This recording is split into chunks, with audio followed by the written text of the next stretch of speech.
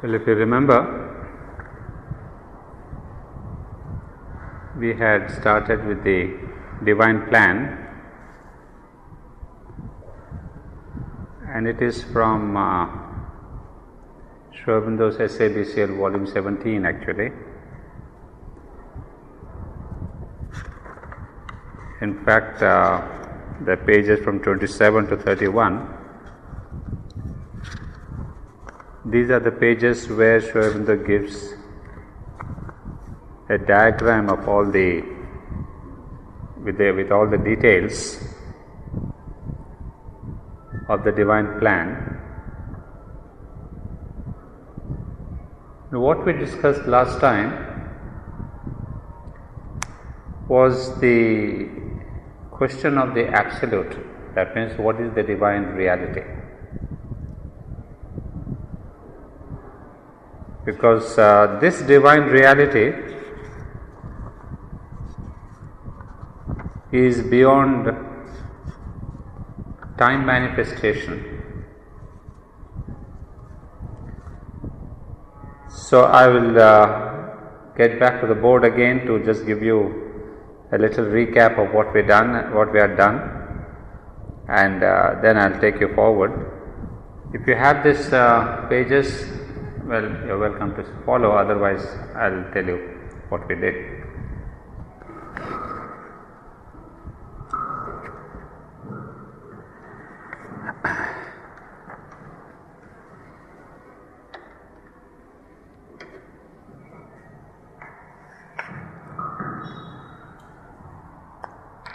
So this is the what he calls here the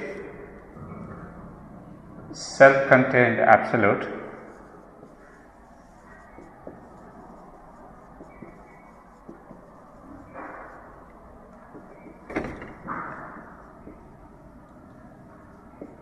Now, of this self-contained absolute, we had given the first absolute, second absolute, and the third absolute. This we call the Tat. This is the Satchidananda.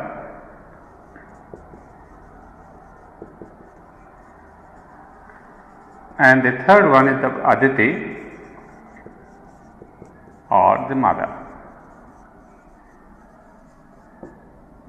This is what we have done till now. And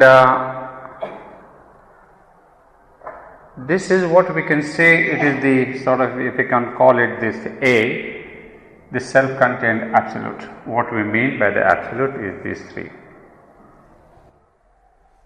Now, after this, we'll begin what we can say B. Is to take Sri Aurobindo's own word, he will call it manifestation in eternal time.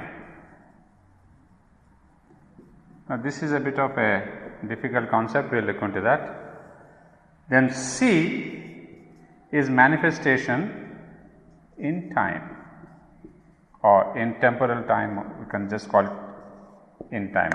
Sri Aurobindo chooses the word temporal manifestation, or we can simply call it eternal time and time.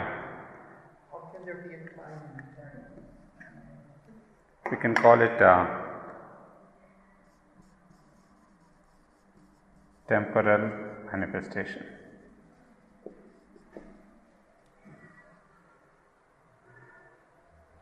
Now, these are the three different levels that we will discuss.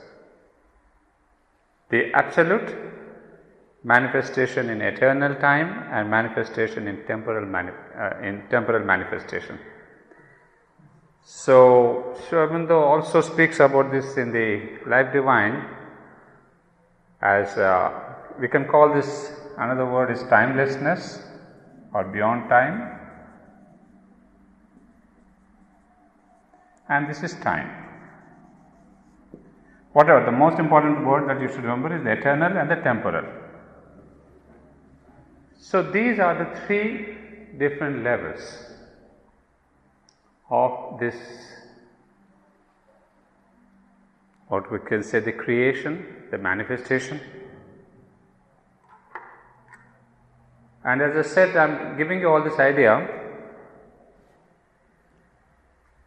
because the word the mother occurs here. So, the book that we see of this, the mother here, alludes to the same mother. So, I want you to understand the ontological position of the mother. It is only then we will be able to appreciate that this mother incarnating as the individual Mira Alfasa. So you can imagine what is that eternity, that timelessness which has manifest in time and as Mira Alfasa with an individual body. So that is the great descent, if you can call it. So that's why I want you to understand philosophically, ontologically, although last time I gave you some concept of the mother according to the Indian concept and the concepts in different cultures, at least in Sri Aurobindo, the position of the mother is this. So what does it mean? She belongs basically to the self-contained absolute. And of course we saw last time the definitions that we get here. Tat is that absolute transcendent. Satchitananda, here we said Ananda uniting Sat and Chit, that is existence, consciousness and Ananda. And Aditi is the indivisible consciousness force and Ananda of the Supreme. So you can see the definition is that she is the consciousness, force and Ananda. So she is this. So, but what is the difference, you may say, between the second absolute and the third absolute? She is the one who is the creatrix, who brings forth this Sat. In fact, as I told you, there is a phrase in this book, from the womb of the unknown, she brings forward the Sat into this world, or becomes this world. That's why she is even called the mediatrix, the one who mediates between the Tat and the temporal manifestation. That's why she is even called the golden bridge between the Tat, the first absolute, and the temporal manifestation. So all that we see in Savitri applies to this mother. So that is the position, and today I will take up the second one, because here we had also discussed about the fourth absolute, which is that of Parameshvara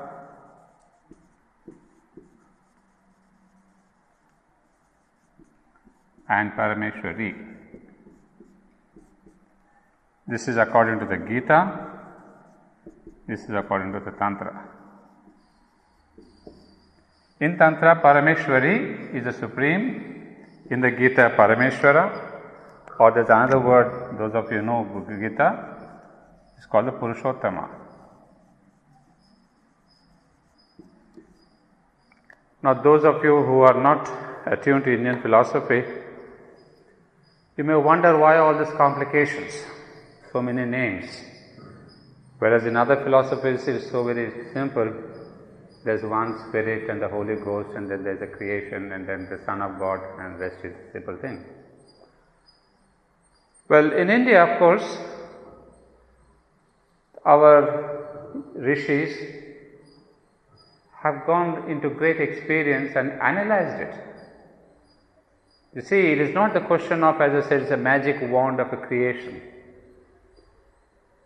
That is the beauty of Indian philosophy. It is complex in the beginning, it's true. But look at the step-by-step analysis of each state. Well, now I will have a word about this before I come to the creation aspect. This Parameshwara or Purushottama or Tantra and Tantra, Parameshwari. Last time I had said it is the he and she aspects. But he and she is not male and female as we would imagine on the human level. It is the question of the Purushottama, Purusha and Prakriti.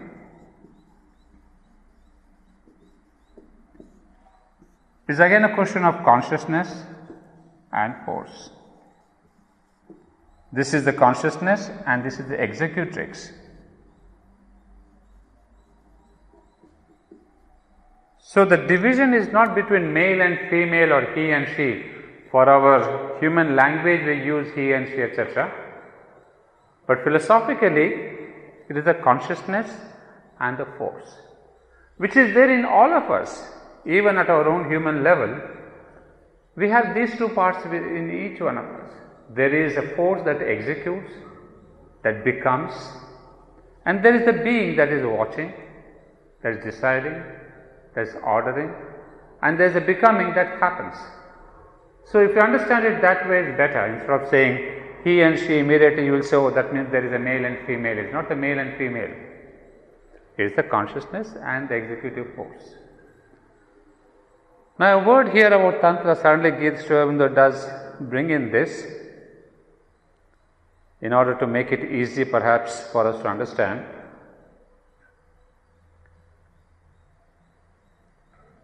In the Vedas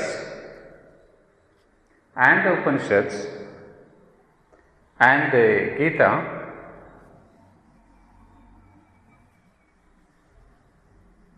we have basically, that is the Vedas, Upanishad and the Gita. We have here the concept of Brahman, Purushottama,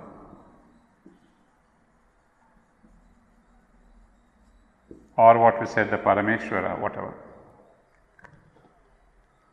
This concept is predominant in the Vedas, Upanishads and the Gita. Predominant in the sense they do not almost recognize the mother or the force or the Shakti. I did mention last time that the Vedas speaks about Aditi maybe 6 to 8 times in the entire Vedas. They have the concept, but they never gave it an importance. So, in Indian culture, in that Vedic age, the whole focus was on realization of the self, realization of the Brahman, realization of the Atman. So, for all that, the process that was given was meditation.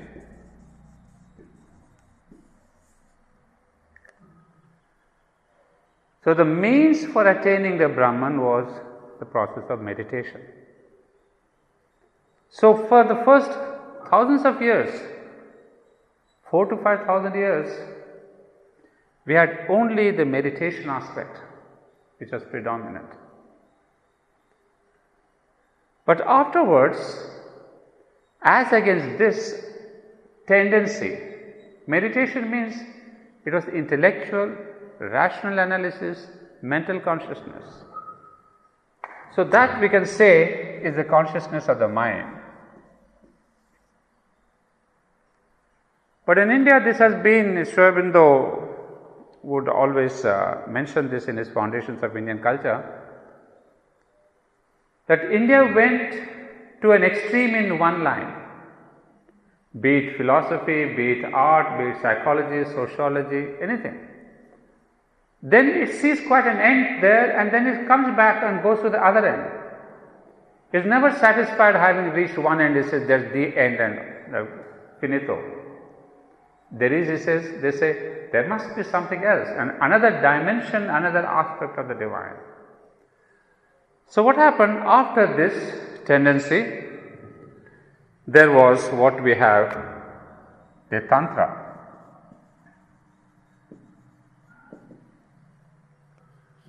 Tantra took us on a different channel completely.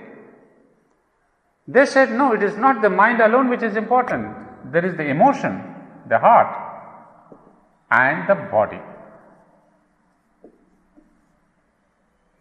They said, why isn't that we are not looking after the body and the heart of the human being? So they specifically, purposefully, they took to the other aspects of the human being, and they said heart and body are as important, and they could be the means of realizing the supreme reality. And not only that, when it comes to the lower level, the human level, Vedas and Upanishads, if they concentrated on the mental aspect or the man aspect, Tantra said we will insist on the heart and the woman aspect. So there was an absolute swing from man to woman, from mind to the heart, from the intellect to the emotion. So Tantra developed its own science, its own yoga, and we said, no, our importance is the woman, is the Shakti, is the mother. So thanks to the Tantra, that we had a swing from Brahman to the mother, to the Aditi. So Aditi, who was only a name mentioned there, becomes the focus point of Tantra. So even in Tantra, they said if the Brahman, if the Vedas and the Upanishads and the Gita, they speak about higher qualities of the human being, the meditation aspect, the higher being, all the upper levels so called.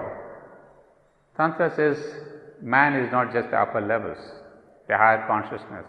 He has also the lower vital, the lower physical, the lower impulses, even going to the lowest impulse called the sex impulse. He says if God has created all this, they have a meaning. Why should we neglect those parts? Can we not purify them and use them also for achieving the higher consciousness? So it was a very beautiful, systematic, purposeful swing from the mind to the heart, from man to the woman, from the intellect to the emotion. So that's how we have a kind of a counterbalance between the Vedas and the Tantra. And at present I am going through a book on Kashmir Shaivism, and I found it very interesting that there is the third trend, the Kashmiri Shaivism, or we can call it Shaivism itself, which has been a wonderful synthesis between the Vedas and the Tantra. I would perhaps dare say Shaivism has been a precursor to Sri Aurobindo in its essential aspects. Of course, Sri Aurobindo brings in the new concept of the supermind and the supramental realization and transformation. Apart from this concept of the transformation of the supermind, you find tremendous similarities between Shaivism and Sri Aurobindo. If they had not meant, if you are not given the name, you would think it is Sri Aurobindo who is speaking that. That is the fundamental synthesis. So Shaivism brings in the synthesis between Vedas and Tantra. So you see, that is again a beautiful movement in Indian philosophy. There are two extremes and then there is a synthesis. And then the same thing happened when Gita came.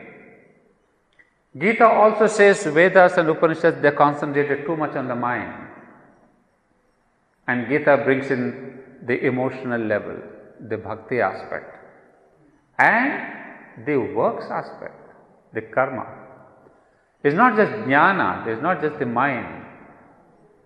So Gita tries to bring in another kind of synthesis between the mind and the heart, between Jnana Yoga and Karma Yoga and Bhakti Yoga.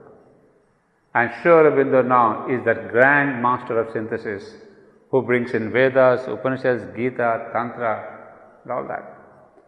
So we see Indian philosophy move from one synthesis to another synthesis, a greater synthesis.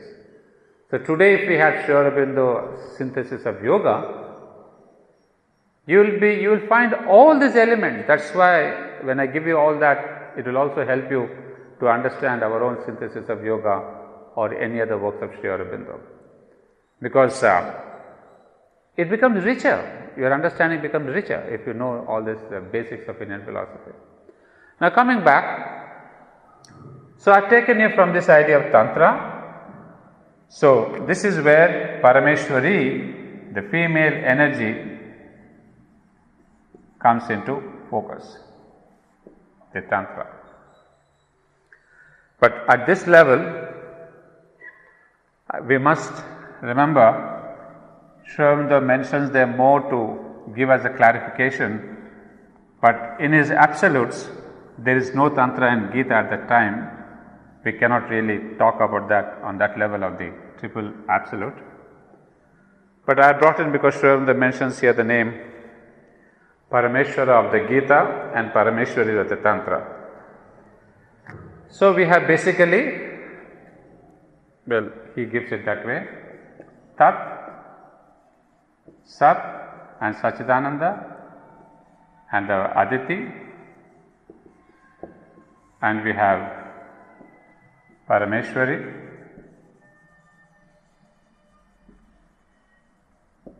and Parameshwara. Yeah.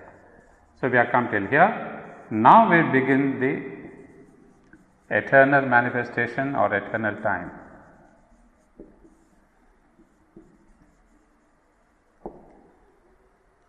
You see, we are not yet coming to the manifestation, remember. It's still beyond time. It calls it the, we have in Sri Aurobindo, as I was telling you, the concepts of timeless, eternity and time eternity.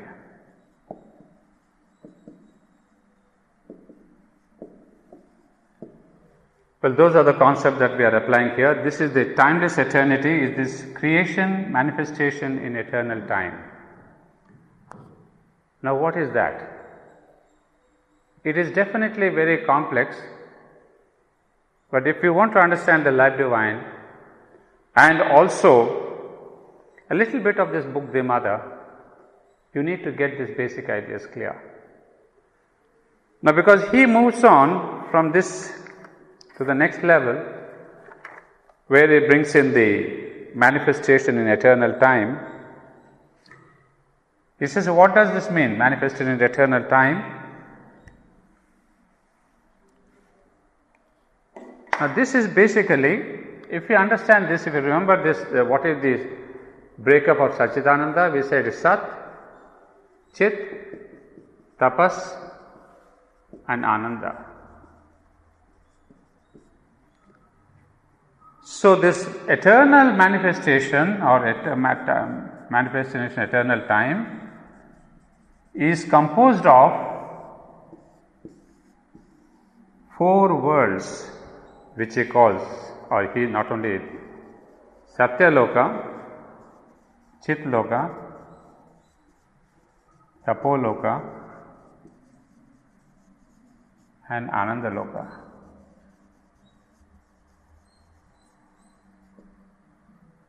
Well, you know, towards the end, even the Vedas also mention about this. When we say evolution is eternal, Vedas also mention that there is evolution beyond supermind. Evolution doesn't stop with supermind at all. He says, there are worlds beyond the supermind. See, till now supermind has not even come into picture. That's what you should understand. Supermind, which is supposed to be the creator of this universe, hasn't yet come into the picture of this divine plan. It will come later. Now, what's happening? From this principle of consciousness, Parameshwar and Parameshwari, there begin the 4 lokas, the 4 worlds. These are the 4 worlds. That means of each aspect, in each of these worlds, loka is the world, the dominant principle is that of Sat or Chit or Tapas or Ananda. In fact, if you are interested, look up this volume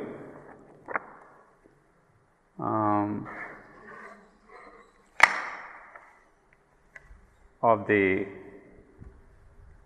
12, is it 12? Yeah, 122.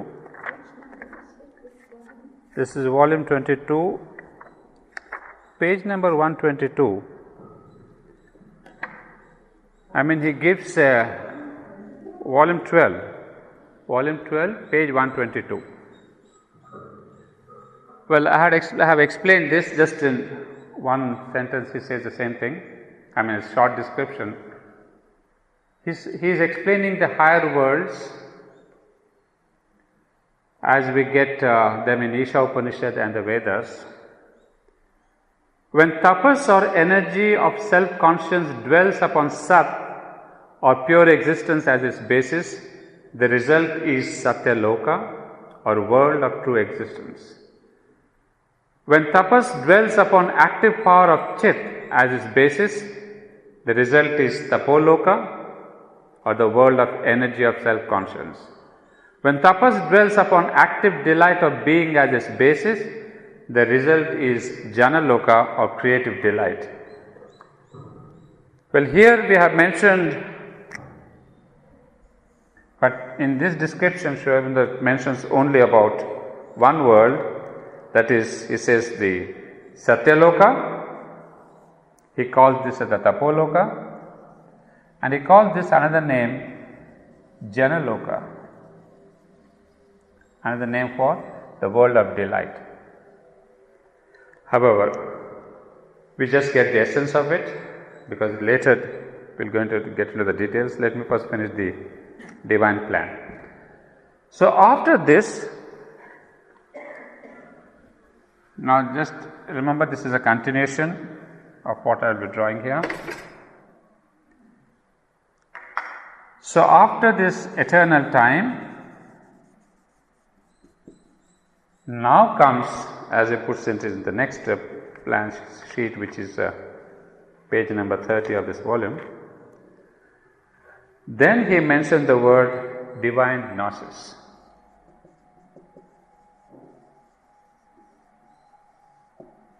That means, after this, next is the divine gnosis.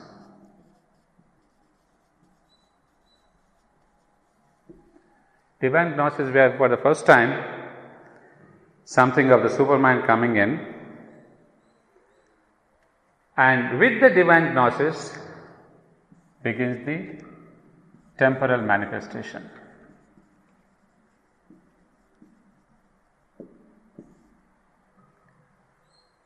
So, what is the whole idea? We had the Sat, Chit, Ananda, we had the Tat, Sachitananda, the mother, and then we had this eternal time where the mother is creating these 4 lokas or the 4 worlds. After that, there is the birth of the divine gnosis or the supermind. To give you another diagram, it is like this. What Sri Aurobindo calls the upper hemisphere. This upper hemisphere is actually, if I can put it again,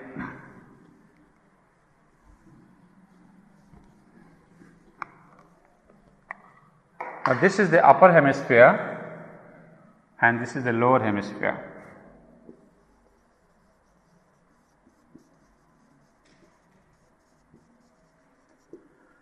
Now, in this upper hemisphere, whatever we have done till now is here.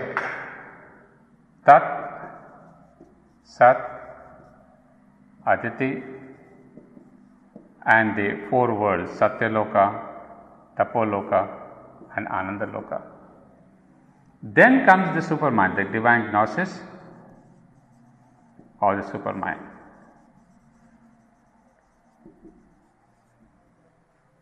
So this is the position of supermind in the whole ontological explanation of Sri Aurobindo's view of the creation. So we have what we will call the higher worlds, or this is the eternal time, or what we say eternal time manifestation, or timeless eternity, whatever we want to call.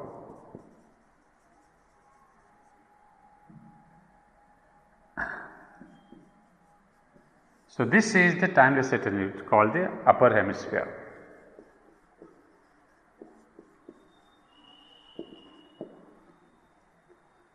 Now there comes in, again this is all the creation of the Aditi. Remember, why we are doing this is to understand what is the work of the Aditi. She has created these 3 or 4 worlds, and then she brings forth means she becomes herself supermind, or the other word is Vijnanamaya Shakti. Vijnana refers to supermind. And towards the end of this chapter of the book, actually, he would call the mother as the supramental Mahashakti.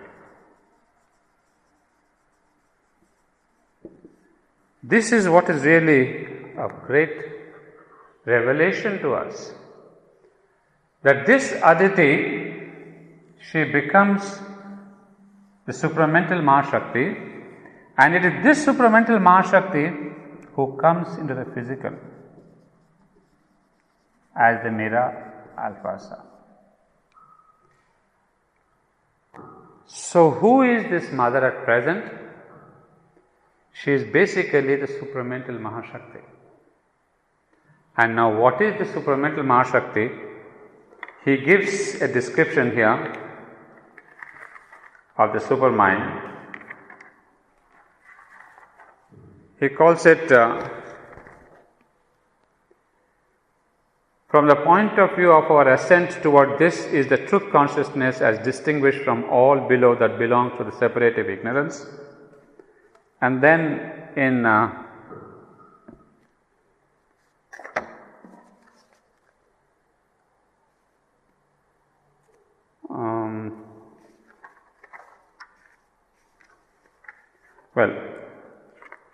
most of us have some idea, but later on I'll explain the supramental Mahashakti. But this is more to see the diagram of the supermind. And then comes here, the first thing is the overmind. So the highest consciousness of the lower atmosphere is the overmind. So these are the 2 hemispheres. We distinctly divide them, and that is where the supermind is the bridge between the upper hemisphere and the lower hemisphere, or the higher hemisphere and the lower hemisphere. That's why this consciousness is so very crucial, because it is the bridging consciousness. Once one reaches the supermind, then only one enters the higher or the upper hemisphere. And at that level, evolution, now if you ask the question, where does evolution go? From supermind, it goes into Ananda Loka, from there Tapoloka, then to Satyaloka. Loka means worlds. So again there are the infinite number of worlds between these. So there is no question of a stopping of the evolution, it goes on and on. Now coming back to our own question here. So when we come to the lower hemisphere, the first thing that we get is the overmind.